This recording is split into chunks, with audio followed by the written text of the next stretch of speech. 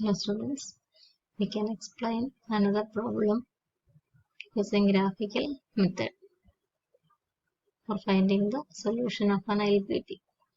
Maximize x1 plus x2 subject to 2x1 less than or equal to 3, 2x1 plus 2x2 greater than or equal to 5, minus 2x1 plus 2x2 less than or equal to 1, x1, x2 non-negative integers.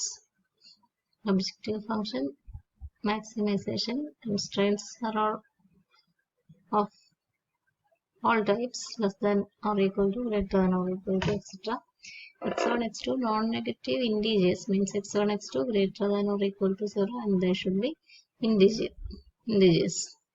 That means it is a integer linear programming problem and we can solve it graphically since it has only two variables. Now we write the equations corresponding to the inequalities and find points on the lines. 2x1 equal to 3, x1 equal to 1.5, x2 can be any. We can find several points. 2x1 plus 2x2 equal to 5. We can find 2 points.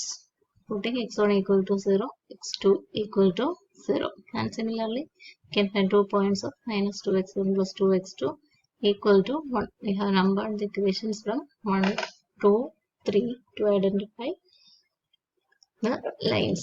Thus we draw the feasible region of the corresponding LPP. Feasible region of the corresponding LPP. That is given in the first picture of corresponding LPP. അതാണ് ഇതിന്റെ ആദ്യത്തെ process. Points അധികം വലുതൊന്നുമില്ല, 2.5 വരെ ഉള്ളൂ. Negative 0.5 വരെ ഉള്ളൂ അല്ലേ. X equal to 1, 2, 3 മതിയാവും. അപ്പം വൈയിലും 1, 2, 3 ഞാൻ മാർക്ക് ചെയ്യാണ്. -1 രണ്ടിടത്തും മാർക്ക് ചെയ്യാം. Then first line x1 equal to 3 by 2 means 1.5. x1 equal to 3 by 2. This is the line x1 equal to 3 by 2. Line 1 നമ്മൾ കണ്ടുപിടിച്ചിരിക്കുന്നത് അങ്ങനെ തന്നെ കൊടുക്കാം. This point is 3 by 2. Then second line 2.5 0. This is 2. This is 2.5. 0 2.5 കൂടെ pass ചെയ്യുന്ന line. This is the second line. Third line minus 2x1 plus 2x2 equal to 1 passes through minus 0.5 and 0.5. Minus 0.5 on the x-axis and 0.5 on the y-axis.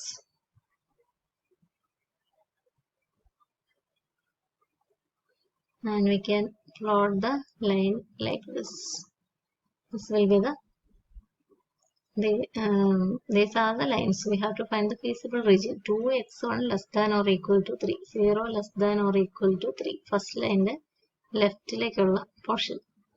Then 2x1 plus 2x2 greater than or equal to 5. 0 greater than or equal to 5. Second line പൊക്കത്തിലേക്കുള്ള minus 2x1 plus 2x2 less than or equal to 1. 0 less than or equal to 1. അത് മൂന്നാമത്തെ ലൈനാണ്. മൂന്നാമത്തെ line ഇതാണ്. അതിന്റെ 0 ഉള്ള ഭാഗം. അപ്പോൾ ഇതിൽ ഇങ്ങനെ മൂന്നാമത്തെ ലൈനിൽ ഇങ്ങനെ പോർഷൻസ്, രണ്ടാമത്തെ ലൈനിൽ ഇതുപോലെ പോകും. ആദ്യത്തെ ലൈനിൽ ലെഫ്റ്റ് സൈഡിലേക്ക് പോകും. അപ്പം എല്ലാത്തിനും കോമൺ ആയിട്ട് വളരെ ചെറിയ ഒരു റീജിയനാണ് നമുക്ക് കിട്ടുക. We can find the points of intersection of the lines to obtain the vertices of the feasible region. This we name it as A, B. This is a triangular region. A, B, C. A is the intersection of what is a 2 and 1. 1 means 2x1 equal to 3 and 2x1 plus 2x2 equal to 5. Solving, we get subtracting 2x1.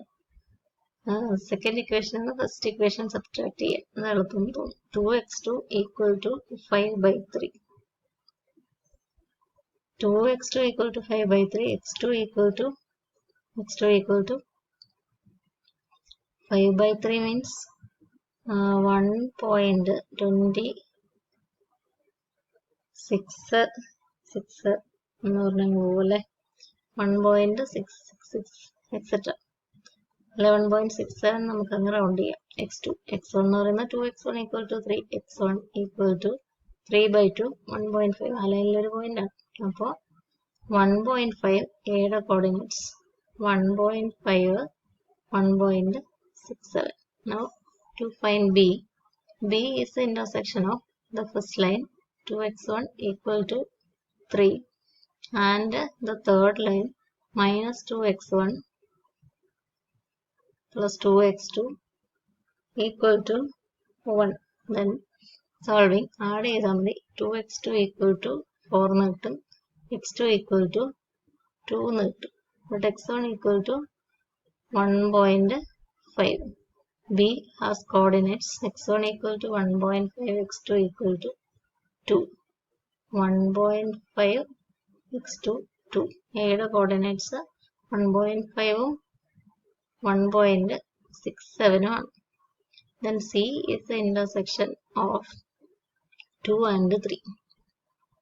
2 means 2x1 plus 2x2 equal to 5 and 3 means minus 2x1 plus 2x2 equal to 1.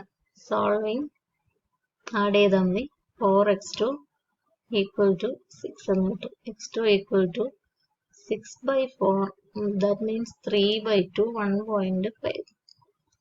x1 കിട്ടണമെങ്കിൽ 2x1 plus 2x2 1 3 equal to 5. 2x1 equal to 5 minus 3 2 x1 equal to 1 and C has coordinates x1 1 x2 equal to 1.5. C യുടെ coordinates 1 1.5 എന്നാണ്.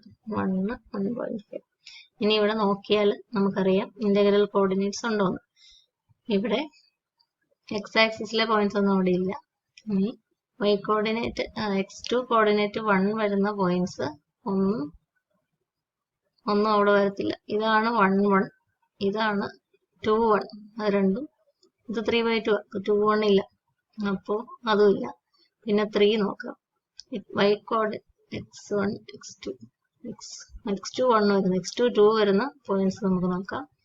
ഇത് 1 2, ഇത് 2 2 2 2 വരണമെങ്കിലും പുറത്താണ്. ഇവിടെയാണ് 2 2ന്റെ position. 1 2ന്റെ position ഇവിടെയാണ്. പിന്നെ കൂടുതൽ വരികയല്ല നമുക്കറിയാലോ. അപ്പോൾ ഈ ഷെയ്ഡ് ചെയ്തിരിക്കുന്ന റീജിയനകത്ത് ഒരു ഇന്റഗ്രൽ കോർഡിനേറ്റ്സ് പോലും നമുക്ക് ലിസ്റ്റ് ചെയ്യാൻ ഇല്ല. മറ്റു കോർഡിനേറ്റ്സ് കണ്ടപ്പോൾ മനസ്സിലായ കാര്യമാണ്. പക്ഷെ LPPക്ക് സൊല്യൂഷൻ ഉണ്ട്. LPPയുടെ സൊല്യൂഷൻ അറിയണമെങ്കിൽ വെർട്ടെക്സ് LPPയുടെ സൊല്യൂഷൻ നമ്മൾ കംപ്ലീറ്റ് പറഞ്ഞില്ലേ. Vertex maximum of x1 plus x2 x1 plus x2 vertex ഏതൊക്കെയാ 1.5 1.67 a b 1.5 2 c 1 1.5 x1 plus x2 ഇത് ആഡ് ചെയ്താൽ മതി. 2 3 3.17 ആണ് ആദ്യത്തേത്. രണ്ടാമത്തത് 3.5 ആണ്. മൂന്നാമത്തത് 2.5 ആണ്. ഇത് മാക്സിമം ഇതാണ്.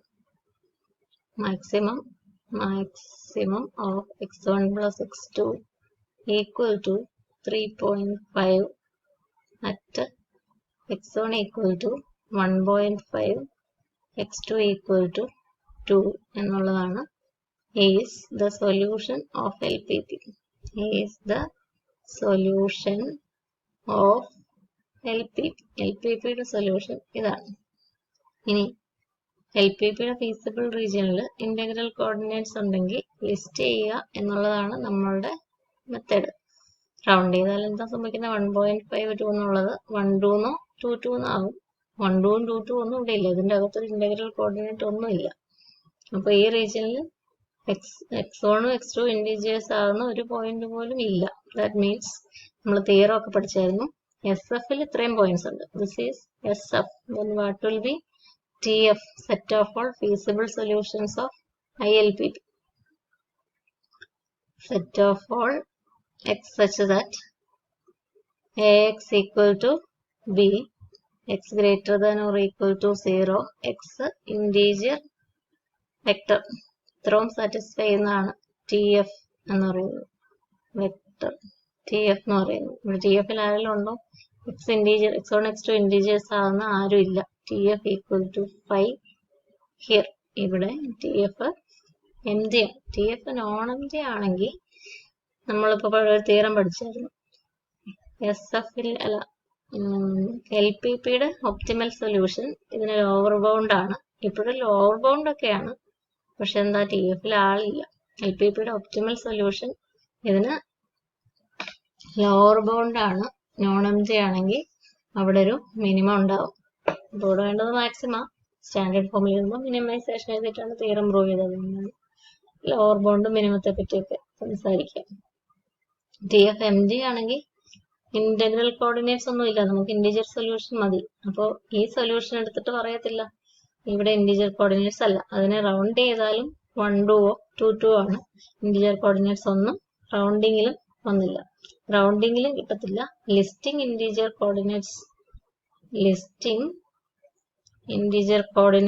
എന്ന് പറയുന്നത് ലിസ്റ്റിംഗ് ഇന്റിജർ വെക്ടേഴ്സ് എന്ന് പറയാം. ഇന്റിജർ വെക്ടേഴ്സ് എന്ന് പറയുന്നത് ചെയ്തു കഴിഞ്ഞപ്പോൾ എന്നാ no implies no solution for LPP ഉണ്ട്, നോ സൊല്യൂഷൻ ഫോർ ILPP. ഇതിന്റെ കറസ്പോണ്ടിങ് ILPP-ക്ക് ഒരു സൊല്യൂഷനും ഇല്ല. LPP-ക്ക് സൊല്യൂഷൻ ഉണ്ടായിരുന്നു, എന്നിട്ട് ILPP-ക്ക് സൊല്യൂഷൻ ഇല്ലാതെ പോയത് എന്താണ്? അതാണ് നമ്മുടെ തീരം. TF empty ആയിപ്പോയി, ഒരു ഇന്റഗ്രൽ വെക്ടർ പോലും അവിടെ ഇല്ല എന്നുള്ളത് കൊണ്ടാണ്. അപ്പൊ LPP-ക്ക് സൊല്യൂഷൻ ഉണ്ടായതുകൊണ്ട് മാത്രമാകത്തില്ല. TF നോൺ empty ആണെങ്കിൽ ആ ഫീസിബിൾ റീജിയനിൽ ഇന്റഗ്രൽ കോർഡിനേറ്റ്സ് ഉണ്ടെങ്കിലേ ഉള്ളൂ ILPP-ക്ക് സൊല്യൂഷൻ ഉണ്ടാവുള്ളൂ. അല്ലെങ്കിൽ ഫീസിബിൾ റീജിയനിൽ ILPP-യുടെ ഫീസിബിൾ പോയിന്റ്സ് ഒന്നും ഇല്ല എന്ന് പറയേണ്ടി വരും. Therefore, this problem has no solution. ILPP has no solution. Hope that you have understood the concept well, and we can do more problems in graphical solution if you need.